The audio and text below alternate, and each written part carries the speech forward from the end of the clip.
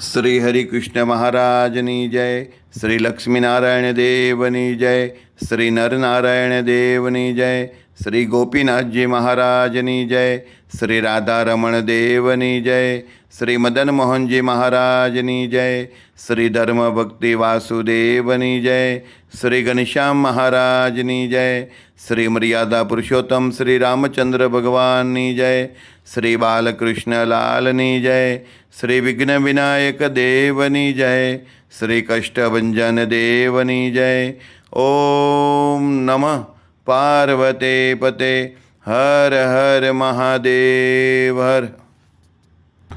અખિલ બ્રહ્માંડ દક્ષિણ વિભાગ શ્રી વડતાલ ધામ શ્રી લક્ષ્મીનારાયણ દેવ હરિકૃષ્ણ મહારાજની ગાદીને શોભાવતા પરમ પૂજ્ય ધર્મ ધુરંધર 1008 વિદ્યમાન આચાર્ય સનાતનાચાર્ય મહાસમર્થ આચાર્ય ગુરુ શ્રી અજેન્દ્ર પ્રસાદજી મહારાજની જય.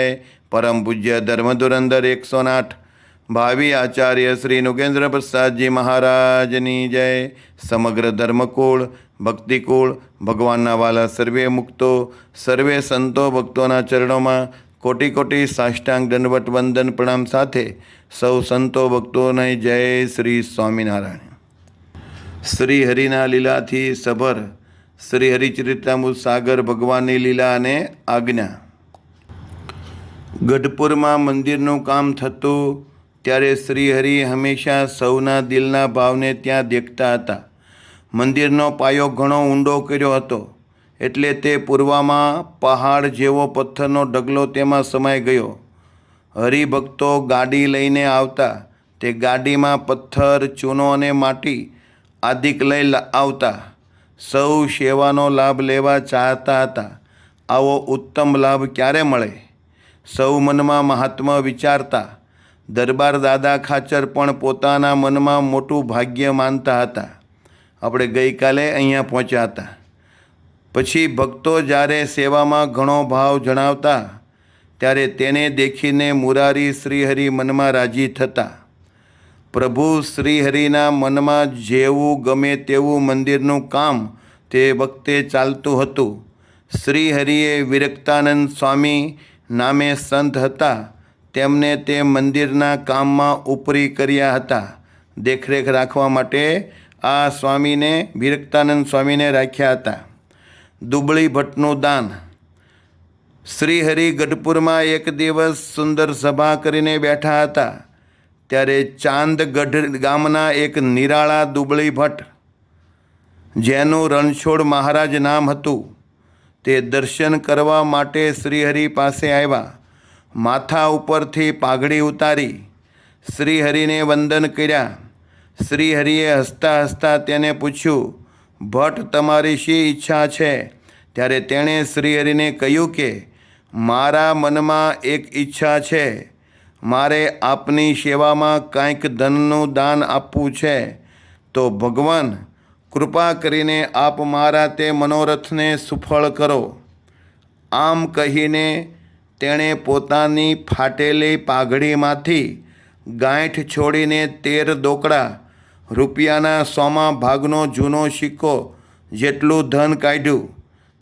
તેણે તે ધન શ્રીહરિને જ્યારે અર્પણ કર્યું ત્યારે શ્રીહરિએ તેને કહ્યું, અમે તમારા ઉપર ખૂબ પ્રસન્ન થયા છીએ. તમારી સેવા અમને પહોંચી ગઈ છે.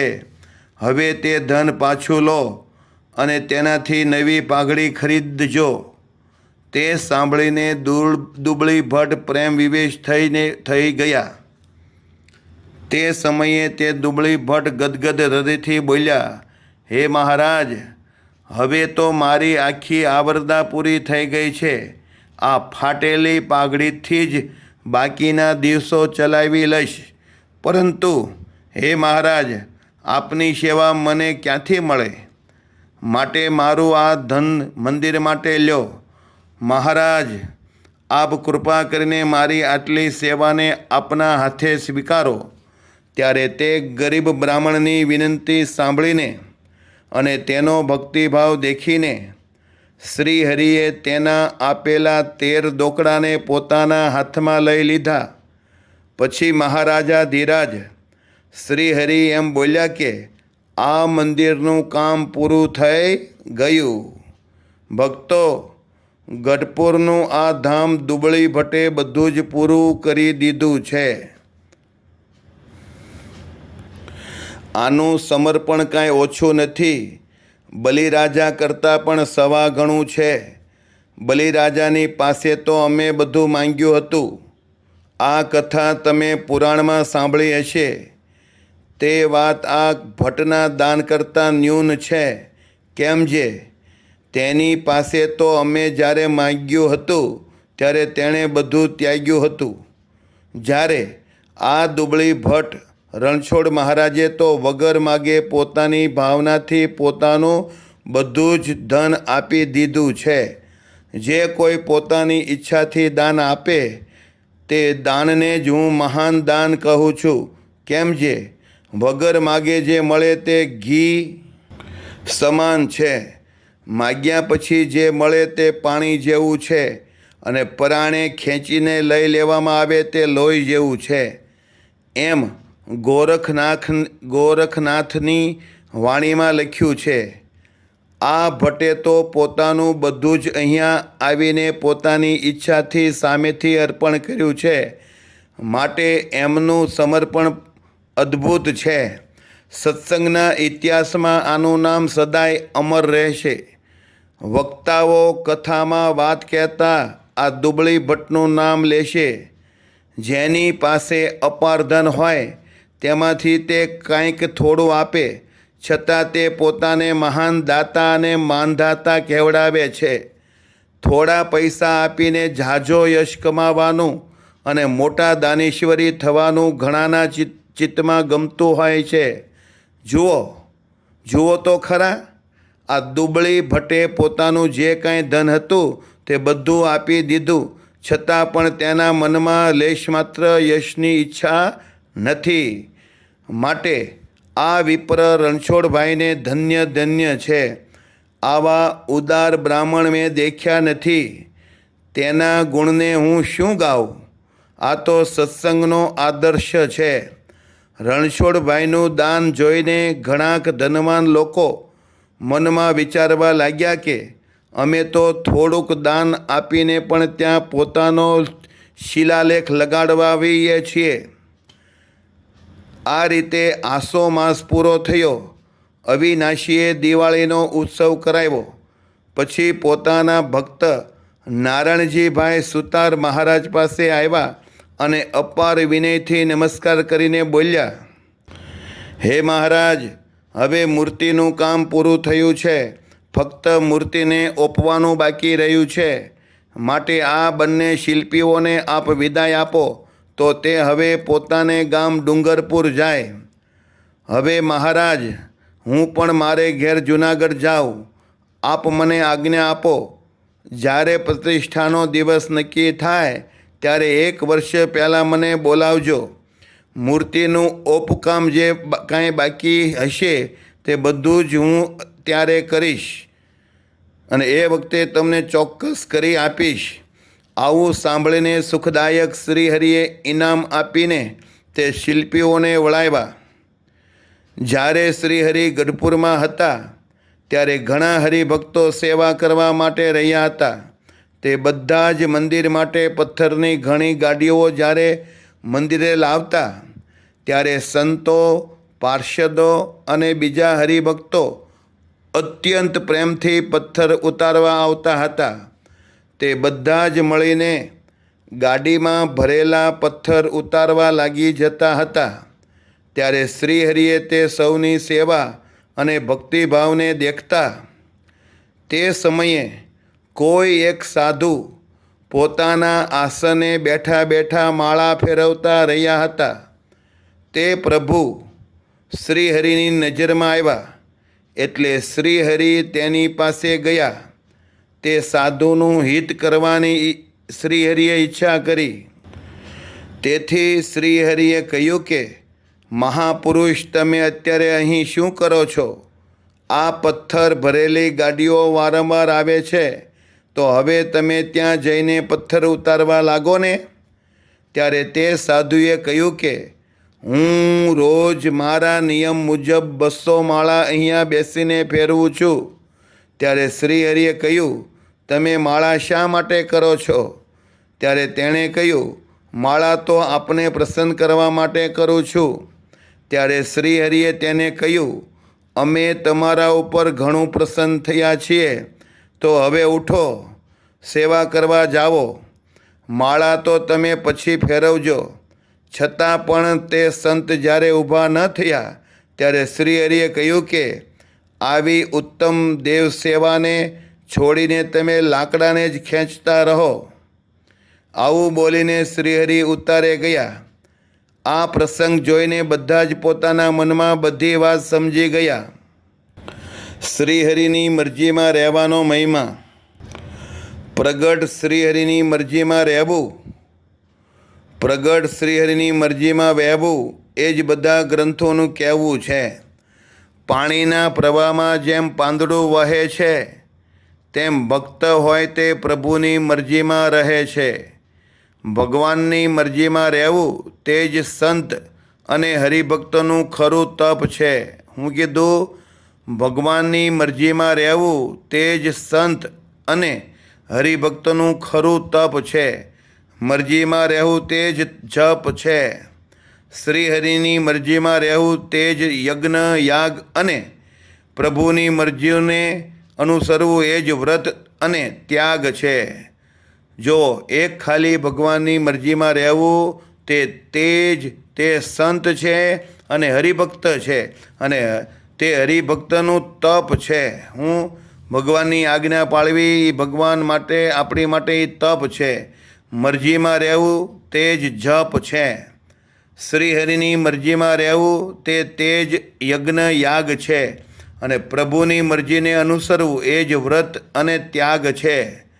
જે ભગવાનની મરજીમાં ભળી શકતા નથી તેને ક્યારેય ભગવાનનો રાજીપો મળતો નથી. તો શિક્ષાપત્રીમાં ભગવાનને હું કીધું, આ મારી મરજી છે એ પ્રમાણે બધાએ વર્તવું, અમારી આજ્ઞા છે એ પ્રમાણે બધાએ રહેવું.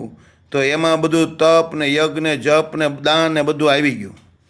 અને ભગવાનની પ્રસન્નતા વિના તો કોઈને કાંઈ જ મળતું નથી. માટે સૌથી મુખ્ય ભગવાનની પ્રસન્નતા છે.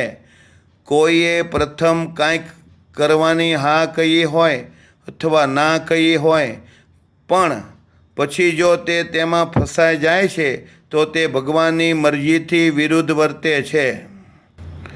પરંતુ તે હા કે ના બંને જીવને બંધન કરનારા છે. એટલા માટે ભગવાનની મરજીમાં જ રહેવું. ઉપરોક્ત પ્રસંગ જોઈને સૌના દિલમાં એવું મનાણું કે શ્રીહરિની મરજીમાં રહેવું તે જ ધર્મ છે. શ્રીહરિની મરજીમાં રહેવું તે જ ખરો સ્વાધ્યાય છે, અને પ્રભુની મરજી વિનાનું બધું જ વર્તન અધર્મ છે.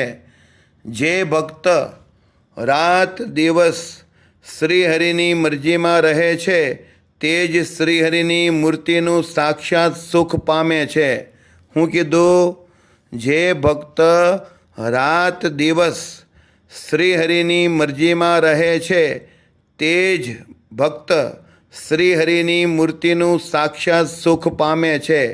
મરજી પ્રમાણે રહેનારાને જ સત્સંગનું મોટું સુખ આવે છે, અને મરજી વિરુદ્ધ જવાથી તો તે ઘણા દુઃખને પામે છે. મહારાજે શું કીધું? મારી આજ્ઞા પાળશો તો સુખી થશો, મારી આજ્ઞા લોપશો તો દુઃખી થશો. તમારું કોઈ કાળ કર્મને માયા તમારો વાળ વાંકો ન કરી શકે, પણ મારી આજ્ઞા લોપશો તો તમારે દુઃખ આવશે, અને મારી આજ્ઞા જેટલી વધારે પાળશો એટલા તમે વધારે સુખી થશો. બાકી સર્વોપરી શ્રી સ્વામિનારાયણ ભગવાનના આશ્રિત જે ભગવાનના ભક્ત છે એને તો કાળ કર્મને માયા એને કોઈ દંડ દેતા નથી, એનો વાળ વાંકો પણ કરી શકતા નથી. કેમ કે ભગવાનથી બધા થરથરે બીવે છે, ડરે છે. પણ ભગવાનનો ભક્ત સ્વતંત્ર થઈ ગયો એટલે શું થઈ ગયું? પણ ભગવાનની આજ્ઞા પાળવાથી જ સ્વતંત્ર ગણાય છે. ભગવાનની આજ્ઞા લોપવાથી સ્વતંત્ર થતો નથી. કહેતા એને કાળ માયાને કર્મ એને ભેટી જાય છે, એને દુઃખ દેવા માંડે છે. એટલા માટે શ્રીહરિની મરજી જોઈને તે પ્રમાણે સંતો અને હરિભક્તોએ સદાયને માટે વર્તવું રહેવું. તમામ સંતો હરિભક્તોએ સદાય રહેવું, પ્રભુની મરજીને જ કલ્યાણ માનવું, મરજી વિના બીજું કાંઈ બંધન રાખવું નહીં, એક મરજીનું જ બંધન રાખવું. કોઈ પાણીની સાથે વહેતા રહે છે અને કોઈ તરતા રહે છે. જે તરે છે તેને સખત શ્રમ પડે છે અને જે પાણીમાં વહે છે તેને કાંઈ બળ પડતું નથી. તેમ મરજીમાં વહેનારા સહેજે કલ્યાણને પામે છે અને મરજીમાં નહીં રહેનારા તે દુઃખને પામે છે. માટે વાલા ભગવાનના ભક્તો, આપણે ભગવાનની આજ્ઞા પ્રમાણે, મરજી પ્રમાણે જેટલા વધારે વર્તશું એટલા આપણે સુખી થઈશું અને એટલો ભગવાનનો રાજીપો આપણી ઉપર વધારે પ્રાપ્ત થશે. જો ભગવાનની આપણે આજ્ઞા લોપશું તો ભગવાન કુરાજી થશે અને દુઃખ ને દુઃખ આવશે.